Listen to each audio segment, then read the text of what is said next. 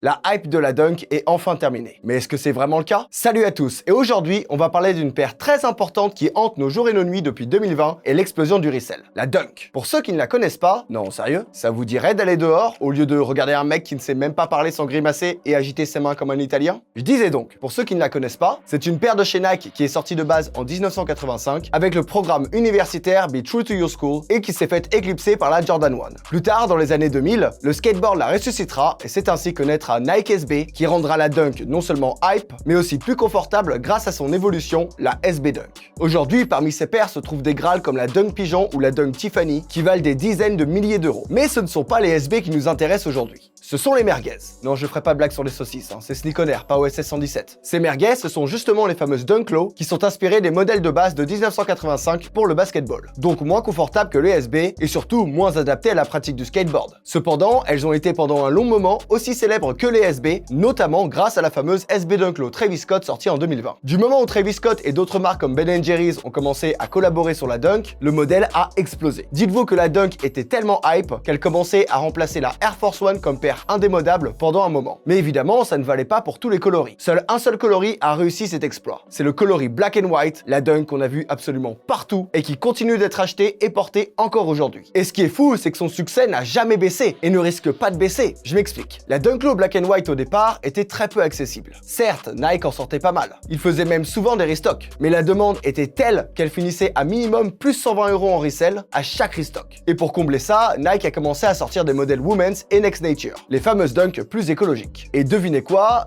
Elle aussi, elle se revendait à minimum plus 100 €. Et ça a duré au moins pendant 2 ans, avec quand même une légère baisse au resell à chaque restock. Mais franchement, c'était très léger. Cependant, vous savez, tout modèle, peu importe l'efficacité du coloris, finit par lasser. Et ça y est, c'est le cas pour la Dunk Low Black and White. La paire a tellement été portée, tellement été restock, que le resell a fini à arriver à 0. Il est désormais quasiment impossible de faire des bénéfices en vendant ces Dunk. Mais est-ce que ça veut dire qu'elle est finito? Non, bien au contraire. Ça veut simplement dire que Nike a changé de stratégie et veut enfin en faire une paire grand public. Certes, Nike faisait des restocks avant, mais c'était tous les mois ou tous les 2 mois. Mais là, les gars, Nike nous sort des Black and White quasiment toutes les semaines. Et malgré les stocks ahurissants désormais disponibles, elle est toujours sold out dans la plupart des tailles. Ce qui veut dire que malgré l'augmentation des stocks par Nike, pour faire plus de ventes et combler l'inflation, la paire se vend toujours et est toujours sold out. Rien que ce matin, j'étais chez le coiffeur, j'ai vu 2 filles porter des Black and White. C'est pas une blague. Les gens sont aussi matrixés par cette paire que les gens dans les années 90 par la Air Force One. Parce que oui, pour ceux qui l'ignorent, pour les garder propres, les gens achetaient des Air Force One par 4 dans les années 90 pour toujours avoir une paire propre et neuve sous la main. Ce qui faisait qu'il était très dur de trouver sa paire. Et c'est pareil pour la Dunk Low Black and White. Certains en achètent 2 ou 3 pour être sûr d'en avoir une neuve après avoir éclaté la dernière. Et aussi, les resellers en achètent par dizaines voire vingtaines pour toutes ces personnes qui veulent leur Dunk. Mais bon, ceux-ci se font 10 voire 15 € maximum, donc c'est plus trop grave. Dites-vous que vous payez leur kebab ou leur panini à la sortie du lycée. Tout ça pour dire que la Black and White a pour moi encore de longues années devant elle. Mais est-ce que c'est le cas pour la Dunk en général? Eh bien, en ce qui concerne les centaines, je dirais même les milliers d'autres coloris, c'est finito.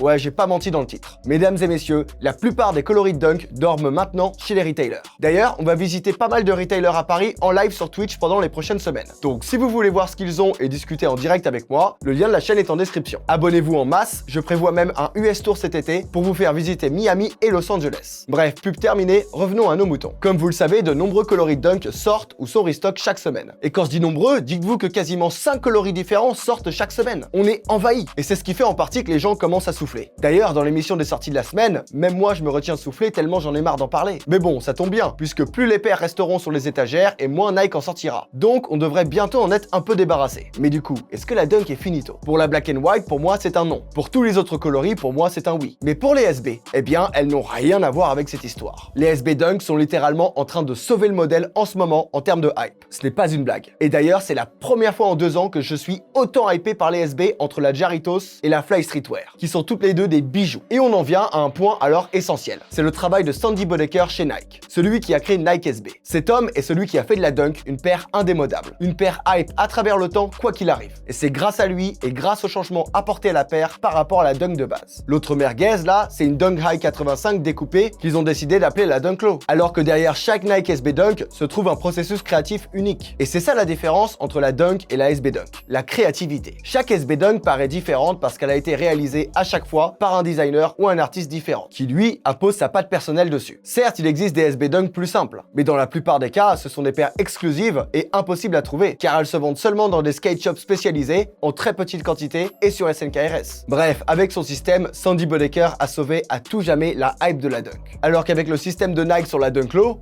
ils ont très vite épuisé l'entrain pour le modèle. Et c'est pour ça que les gens en ont marre de voir des nouveaux coloris Dunk chaque semaine. Alors que lorsqu'ils voient des SB Dunk, les gens sont curieux, heureux. Ils se disent même qu'ils aimeraient bien la COP et l'ajouter à leur collection. Bref, la hype de ces deux modèles, malgré qu'ils aient quasiment le même nom, est incomparable. Et c'est ce qui fait que la Dunk n'est pas finito et pourra encore perdurer. Mais vous, qu'en pensez-vous? Pensez-vous que la Dunk a encore un bel avenir devant elle? Pensez-vous que la SB Dunk va aussi finir par lasser? Ou vous êtes du même avec moi? On en reparlera en juin lors d'un nouveau Sneak In Singles. Mais en attendant, laissez votre avis en commentaire, ça m'intéresse. Comme dit au milieu de la vidéo, on est maintenant en live IRL sur Twitch tous les week-ends et j'ai un programme de fou prévu pour vous. Alors n'hésitez pas à vous abonner en description et à passer pour qu'on rediscute ensemble de ça ou d'autres choses en live. Même si évidemment, je vous répondrai en commentaire comme d'habitude. C'était Arthur Bérondi et je vous dis à très vite sur Sneak On Air.